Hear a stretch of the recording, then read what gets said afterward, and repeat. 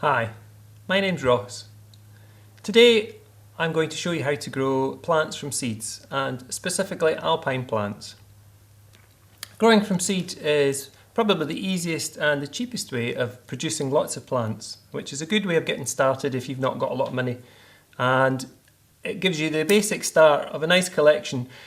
When you've got excess of, you can start swapping with other enthusiasts as well and double up your collection. So it's a good start. There's lots of techniques in sowing seeds, just like right through horticulture. There's many ways of doing something, but today I'm going to show you my basic techniques to achieve good results from sowing seeds.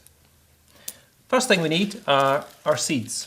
These are available from garden centres, specialist nurseries and online. Seeds are great, they can last for a long time. I think there's some they've had in the Millennium Seed Bank that they've discovered, and they reckon they're about 2,000 years old, and they've actually managed to germinate them. Almost as important as the seeds are our labels. And I don't care how good your memory is, seeds can take from 3 weeks to 3 years to germinate, and there's no way you're going to remember what's what when they do start to come up, because they look nothing like the parent plant when they do come up. Name of the plant, and it's a good idea to also add the date of sowing, and if you do know the origin, whether it's from a seed company online or whether it's from the garden up the road. The next thing we need to think about is compost. The first one we have is a sterilised loam, and also a nice coarse grit, and we need equal parts of these to make up our mixture for sowing. Now we need something to put the compost in. So alpines are not huge, and we don't want to be sowing hundreds or thousands of one thing, so a nice small pot like this is ideal. And square's a good shape to use as well. Because we might be doing lots of these, where we put them in the end is space is a premium. So for example, the cold frame or the shelf in the greenhouse, we need to use the space as wisely as possible. So square pots fit together rather nicely, like that. We've mixed up our compost. You can see that's a nice gritty mixture, which is ideal for most plants. Some plants like their own specific mixes, but that's something you'll get to learn when you move on to more advanced plants. So we fill our pot, and not quite to the top, level it out, and then just gently firm it down, taking all the big air spaces out from the compost.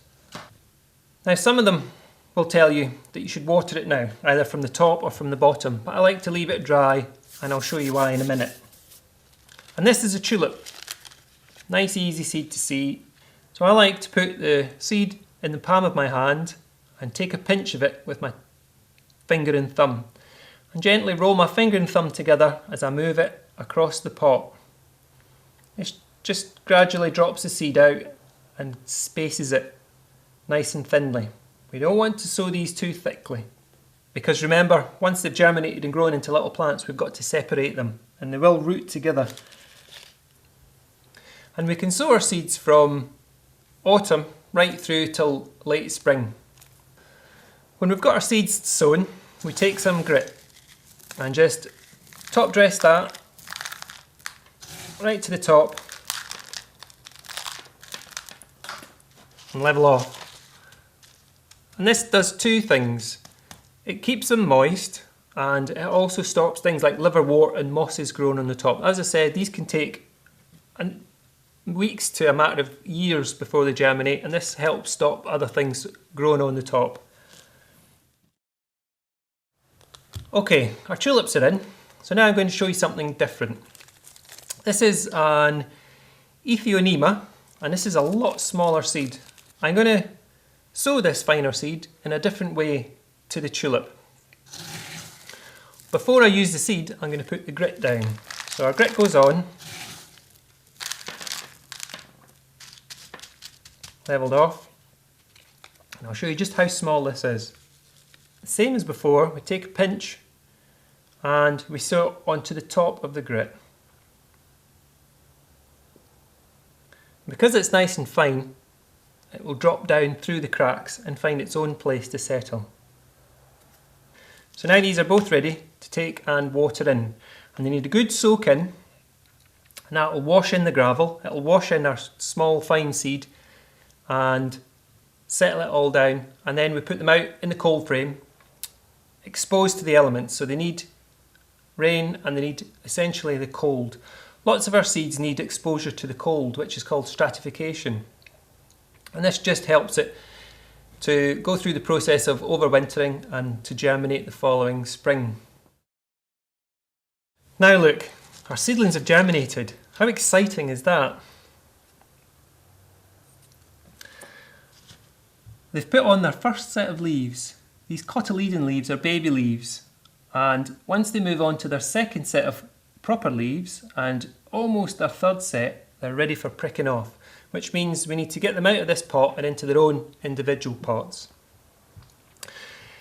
Delicate work. So first thing to do is just to tip out the gravel off the top gently.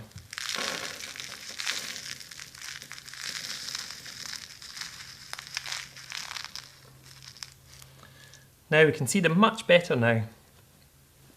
But now we've got to get in and get them out.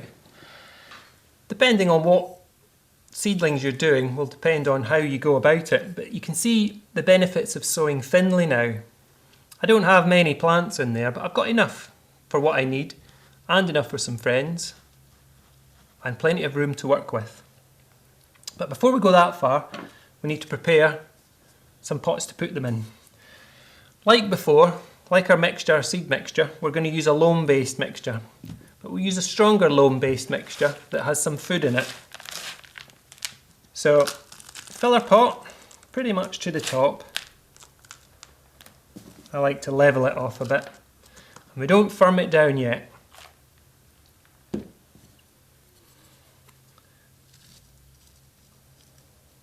With my wee dibber here, we'll put a nice hole in the middle, and that's where our plant's going to go.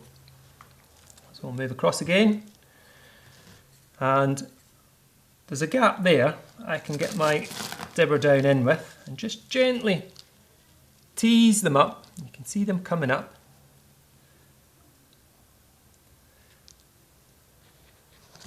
So just gently tease them apart, and taking hold of one of the cotyledon leaves, see if you can gently tease one out.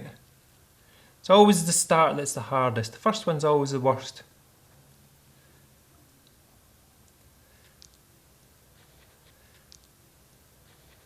Now we get our wee pot, and we made our hole, and that should just slip in there, then just gently firm it round, get a wee tap, and to finish it off, just gently pop some grit across the top. Again, this stops liverworts and mosses growing on the top and helps keep the moisture in.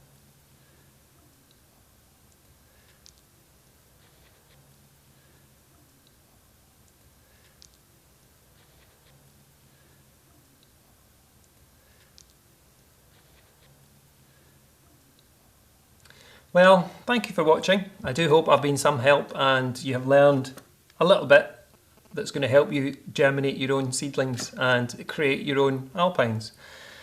As I say, it is quite a cheap and easy way of doing it. All you need is a little bit of patience and perseverance to achieve great results.